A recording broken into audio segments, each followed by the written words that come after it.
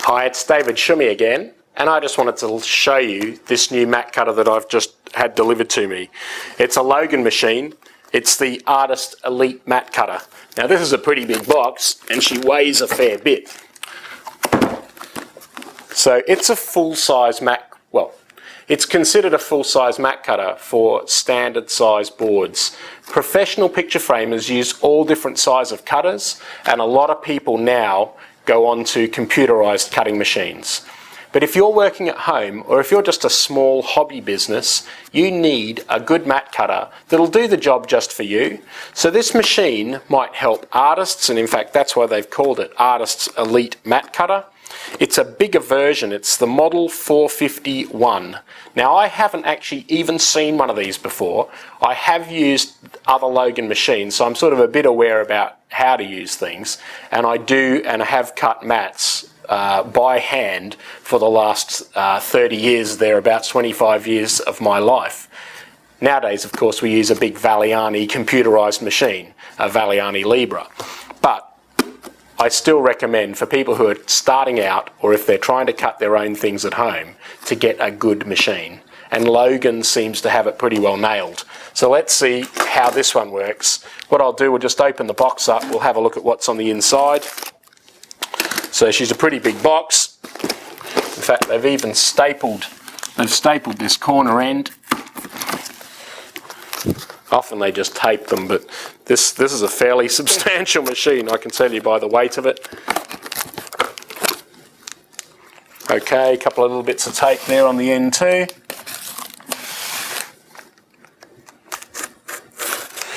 And that's one thing I actually like about Logan. Most of their stuff you can actually get out of the box and try before you buy. And this is something that you should be aware of. A company that makes great machines allows you to put your hands on them and give them a go. And so I can open this up, we can have a look, we can try it out, we can still put it back in the box without doing any damage to the machine. So what's in the box? Okay, well we've got a pull-along cutter. This is a new version of the Logan 3000. Or Logan, kind of a combo between a Logan 3000 and a Logan 4000. There's a little push button device there to stop it. That's in there. We've got a straight cutter. Again, a nylon block straight cutter. Logan used to make these from steel. I think they've used now high impact plastic. I'd like to see it still metal, but I gave one of these a go just earlier on a 350 Compact Elite, and the cutter performed quite well. So as long as you're careful with it, I can see there that there's a small hinge section that could present problems if you dropped it. I wouldn't want to drop it. I imagine it's like a high impact plastic that they've used, but again, I'm a bit old-fashioned. I like to see things made out of steel or aluminium. The actual other cutting head there is an aluminium block with a nylon head. Yet having said that, like I have used Keen Cut professional cutters, and they run on nylon blocks, and they have some other Delrin bushings and things in them, and they really last. So they give them sort of 20 years or a million mat warranty. But with Logan, this is it's in the packet here. Let's have a look inside. Okay, underneath here there's a box. We'll just have a quick look and see what's in that.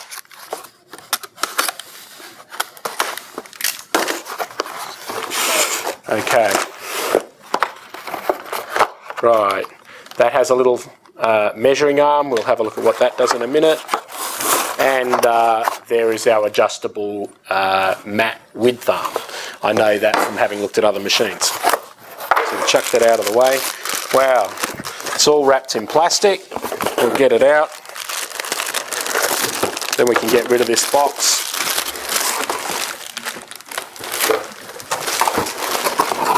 Okay, so this box has got a handle on it, so you could always put your machine away in there and carry it around.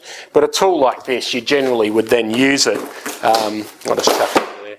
You'd generally use this tool permanently. You'd not want to be taking it out and putting it away all the time. It's a bit big for that. If you wanted something a bit more portable, you'd use a little Logan Team system, or you'd use a Logan 301 or a Logan Compact. So we've got some optional scales here. Now these are actually imperial scales. If you'd bought this machine in the States, it would already have the imperial scales on the machine, but I'm here in Australia, so my one has come with a metric scale on it. Now what there's a baseboard.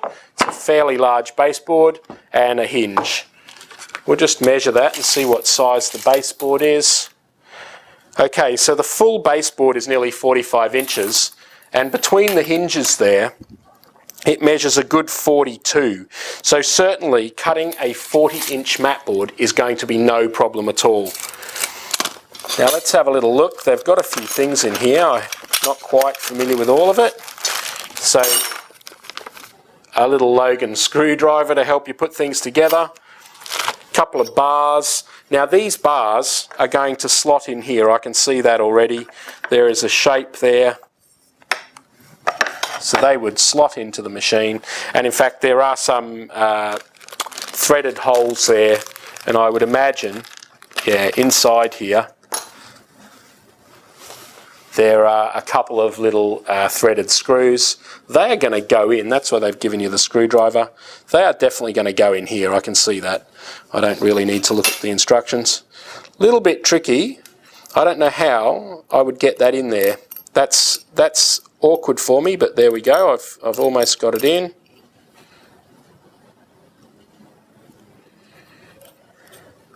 So what that is, that's a locating screw. We're going to screw that down into the MDF. The baseboard here is MDF with a melamine laminate on it, so it'll keep quite clean. Yeah, you'd have to take these off if you were going to put it back into the box. So what I've done, I've just screwed these two bars into the machine. So these are actual guides for our measuring arm. It's a little bit tricky to get that screw in. You may have to use a pair of tweezers or a small like needle nose pliers, because my fingers are a bit big to get down into that hole and the screw is pretty small. So, but once you've done that, you should just do that once. Now there's a little bar here. That bar is designed to go into the slot here. That is going to be the squaring arm for the machine. So I know that this goes in here from a little bit tight, but I was just playing. Got to push that down. I wouldn't hit that with a hammer or anything because you don't want to damage this. This is going to be the part that actually squares up your mat board. You've also got a scale. Now this piece is a right angle arm that goes out to 510 millimeters. So that can sit in there. There's no way of actually screwing that in there, but that, I guess, if we use this stop, there's a little measuring stop there, and it has a bumper on the bottom, a clear nylon, looks like a 3M bumper. That is what holds that bar up. Now this is not the squaring bar, but it's just used for measuring. The actual other piece there is what we use to square up the board. The measuring scale would slot, just back it off a little bit. There's actually, on these, there is a tapered wedge. And so when you tighten them up, the wedge actually locks in this bar. And so if you want to put them in, you need to loosen them off and actually push down on the buttons themselves. So we're pushing the wedge apart, and that allows it to go in. As you tighten it up, the wedge pulls up into the other block and it locks this in place so it doesn't slide easily. Whenever you're cutting, I'm going to do a quick squaring test, although I just did one of these on a 350 and I thought, wow, it worked really well. When you're squaring, you don't use this piece, so to get it off you normally push them down. You can slide it out or you can lift it up. So with squaring, the board is going to go into the machine and we just bring it up past that central line. Now you can use a slip sheet. They've provided a slip mat here to go into the cutter to protect the face of your board. That is far more important when you're actually doing the bevel cutting. When you're doing straight cutting, I've discovered you don't really need that. So what we do, we're going to pop a blade into here. Again, this is the little straight cutting tool that they've provided. There's a little bolt and a little notched block, and that has some settings on there to cut between 3mm and 5mm foam board, and also to cut standard mat board. But most of the time you're going to use it to cut your backing board and to cut your mat itself. So the blade goes in, that block locks back up on top, and then the little threaded screw just locks on. And what I'm going to do, there's a locking block there. I'm just going to set that for standard mat board. There we go. So we're just going to square this up. The way to square it, put the board in. It's always good to test how square a mat is. Not quite. I like to go over the cut several times because that way you actually get better blade life. Now once you've trimmed that, you need to pivot your board clockwise and just trim the next little piece off. So what I'm doing, the first thing you always do with any mat is make sure that you've squared up the board. So now what I've got is a right angle, and I can use that right angle to square up and cut this board to size. So here I'll cut it, I'm just going to do we're going to cut it 350mm, 35 centimetres, nearly 14 inches. Make sure that it's on the squaring arm. In fact, that is one drawback of this having the squaring arm on this side. What it does is it actually causes the board to be misaligned if you don't have enough hanging out. So what we'll do, we'll bring it in a little bit. I like to make it say 300 just so we can give this a test of that squaring arm. That way I've got a little bit more on the arm itself. Otherwise, I actually teach in some of my classes how we square using diagonals. You draw two diagonals, measure out from the middle, join those up, and you end up with a square piece of board. But in this case, we need a certain amount hanging over on this side to be able to square it.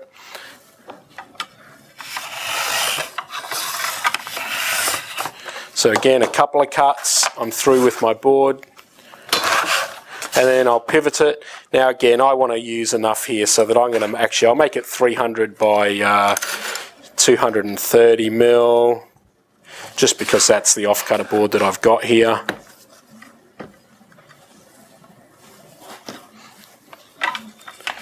Again, a couple of passes on the cut.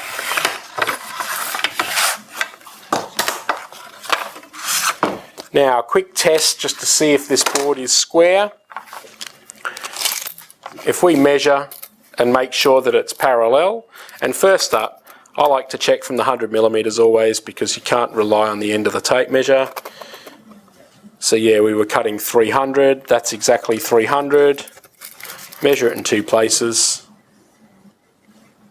300 by 300 there, 230, 230, just check from the 100mm, 230.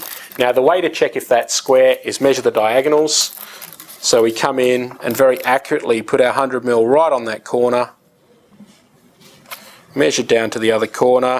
I've got 100, 200, 380mm. We check the other diagonal.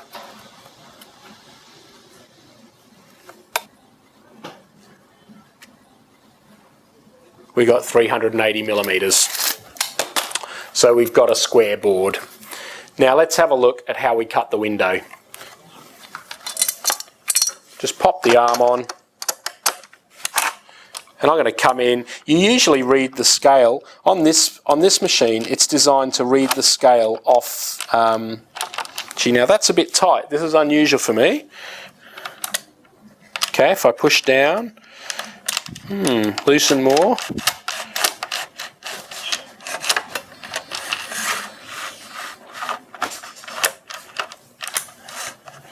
So what we'll do is we'll set that up. I can see what's happening. The actual threaded, the little screw that we've got at the bottom there is actually pushing on the back of the measuring block. So I'm going to set it here at 80 millimeters.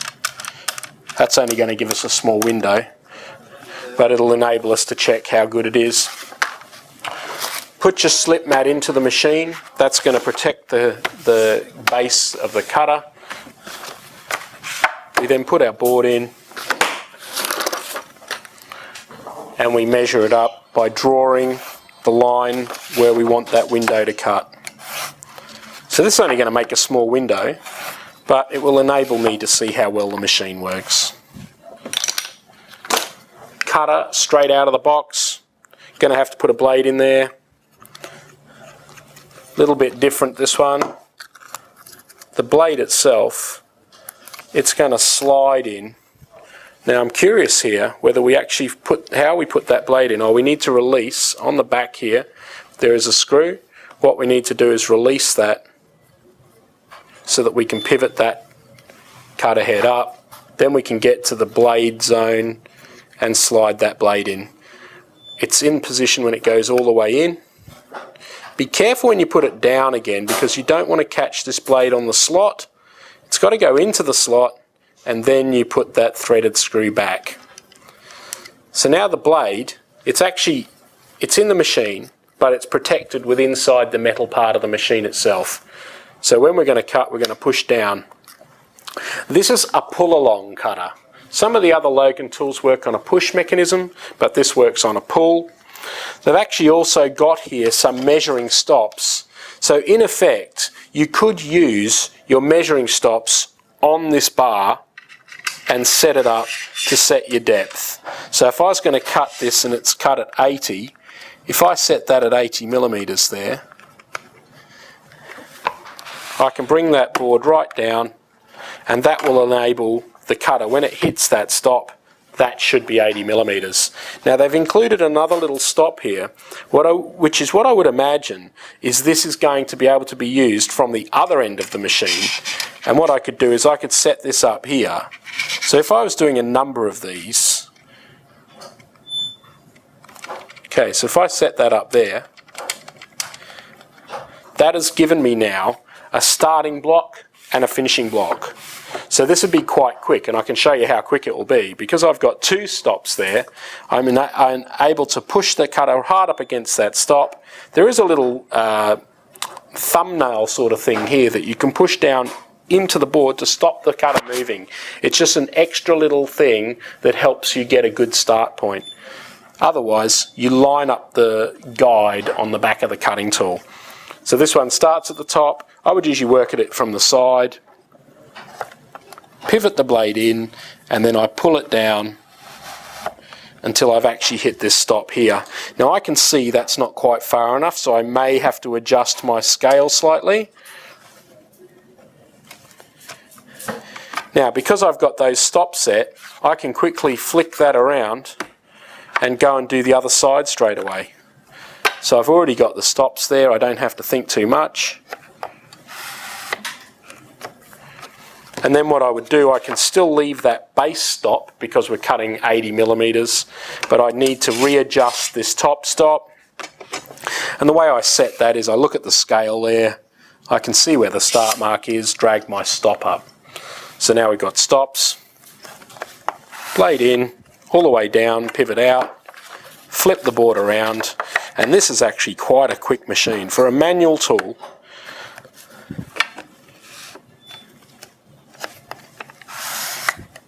it feels very natural to use, and there we go.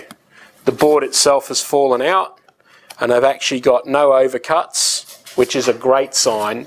And we'll just check, because if the board comes out this way, and I put it in that way, and I can flip it out and I can put it in the other way, wow, that is great.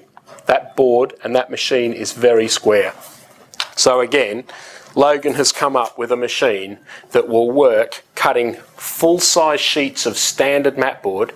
It'll do most of the largest artwork that you might do on, say, standard watercolour paper. So this would be an ideal tool for the artist or the small professional framer who wants to work it as a hobby or just a small weekend hobby business. This would give you all the needs and requirements of basic mat cutting. I think it's a great machine. It's the Logan 450 and very impressed. So I was just finishing up cutting on this 450 Elite, and when I got it out of the box, I didn't even read the instruction manual. And what I've done, I just thought, wow, it's strange that it caught on the screws there. And so what I've done, I went back into the instruction manual, and of course, you know, guys, we never read the instruction manual to start with, but I've just had a little read here, and it tells you about when you actually install these side pieces, we actually do it from underneath. So what I'm going to do, I'm going to take these screws off, because I might have given you a little bit of a bum steer there before. Because I was thinking, how can I get those screws into that slot? So I'll undo them. In fact, this is one of the few assembly parts that you have to actually do when you buy a Logan machine. Usually all machines are put together. So yeah, I was thinking, how do I get those screws into this slot? But again, I should have probably read the machine. It probably was obvious that it should have gone from underneath.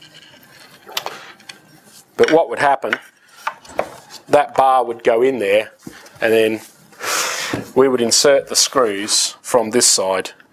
So I'm just going to pop a screw in.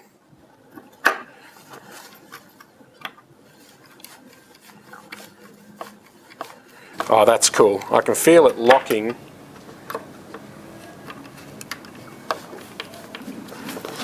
That has actually locked this bar in place, and now I'm just going to not put the other one on. I just want to see if that actually, how that runs. So now there's no bitiness. When I was doing the demonstration before, I was getting caught on that screw head, and I should have read the instructions. So when you're getting started, it pays to read the instructions. Anyway, as far as cutting, this is a great tool, and I hope you have a lot of fun with it. Learn how to frame your pictures today at pictureframeclass.com and start the journey to improving your home and lifestyle.